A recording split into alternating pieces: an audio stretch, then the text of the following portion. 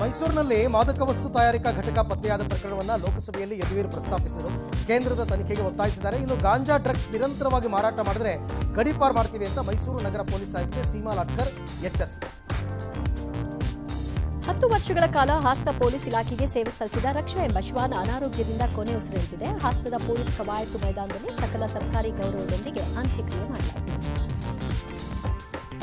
PSI ನೇಮಕಾತಿ ಪರೀಕ್ಷೆಗಳಲ್ಲಿ ಅಕ್ರಮ ಪ್ರಕರಣದ ಕಿಂಗ್ ಪಿನ್ ಆರ್ ಡಿ ಪಾಟೀಲ್ಗೆ ಜಾಮೀನು ನೀಡೋದಕ್ಕೆ ಸುಪ್ರೀಂ ಕೋರ್ಟ್ ನಿರಾಕರಿಸಿದೆ. ವೈದ್ಯಕೀಯ ಕಾರಣ ನೀಡಿ ಜಾಮೀನು ಕೋರಿ ಸಲ್ಲಿಸಿದ್ದ ಅರ್ಜಿಯನ್ನ ಸಿಜೆಐ ಬಿಆರ್ ಗವಾಯಿ ನೇತೃತ್ವದ ತ್ರಿಸದಸ್ಯ ಪೀಠ ವಜಾಗೊಳಿಸಿದೆ. ಜಮ್ಮು ಕಾಶ್ಮೀರದ ಪೂಂಚ್ ಜಿಲ್ಲೆಯ ದೇಗ್ವಾರ್ ಸೆಕ್ಟರ್ನಲ್ಲಿ ಗಡಿರೇಖೆಯ ಬಳಿ ಒಳನುಸುಳಲು ಯತ್ನಿಸಿದಂತಹ 2 ಉಗ್ರರನ್ನ ಭಾರತೀಯ ಸೇನೆ ಭೇಟಿಯಾಡಿದೆ. ಮತ್ತೊಬ್ಬನಿಗಾಗಿ ಶೋಧ ನಡೆದಿದೆ. ಜಮ್ಮು ಕಾಶ್ಮೀರದಲ್ಲಿ ನಿರಂತರ ಮಳೆ ಹಿನ್ನೆಲೆ ಭೂಕುಸಿತ, ಗುಡ್ಡ ಕುಸಿತ ಉಂಟಾಗ್ತಾ ಇದ್ದು ಅಮರನಾಥ್ ಯಾತ್ರೆಯನ್ನು 3 ದಿನಗಳ ಕಾಲ ತಾತ್ಕಾಲಿಕವಾಗಿ ಈಗ ಸ್ಥಗಿತ ಮಾಡಲಾಗಿದೆ.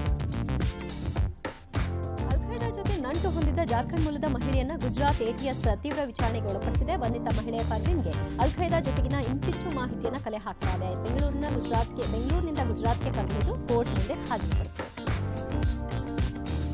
ಮೇಘಾಲಯದ ಏಕೈಕ ಕಾಂಗ್ರೆಸ್ ಶಾಸಕ ರೋನಿ ವಿ ಲಿಂಗ್ಡೋ ಆಡಳಿತಾರೂಢ ನ್ಯಾಷನಲ್ ಪೀಪಲ್ಸ್ ಪಕ್ಷಕ್ಕೆ ಸೇರ್ಪಡೆಯಾಗಿದ್ದಾರೆ. ಸ್ಪೀಕರ್ ಥಾಮಸ್ ಸಂಗ್ಮಾ ಅವರನ್ನ ಭೇಟಿಯಾಗಿ ಮನವಿ ಸಲ್ಲಿಸಿದ್ದಾರೆ. ಲಿಂಗ್ಡೋ ಮೈಲಿಯಂ ಕ್ಷೇತ್ರವನ್ನು ಪ್ರತಿನಿಧಿಸ್ತಾ ಇದ್ದಾರೆ.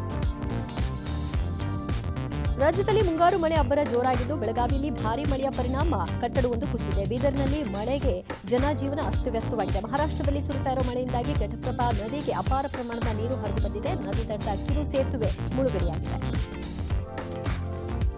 ಮನೆ ಮುಂದೆ ನಿಲ್ಲಿಸಿದ್ದ ಕಾರುಗಳ ಗ್ಲಾಸ್ ಒಡೆದು ಅಪರಿಚಿತ ಯುವಕನೊಬ್ಬ ಪುಂಡಾಟ ಮೆರೆದಿದ್ದಾನೆ. ಬಳ್ಳಾರಿ ನಗರದ ರಾಘವೇಂದ್ರ ಕಾಲೋನಿಯಲ್ಲಿ ಈ ಘಟನೆ ನಡೆದಿದೆ.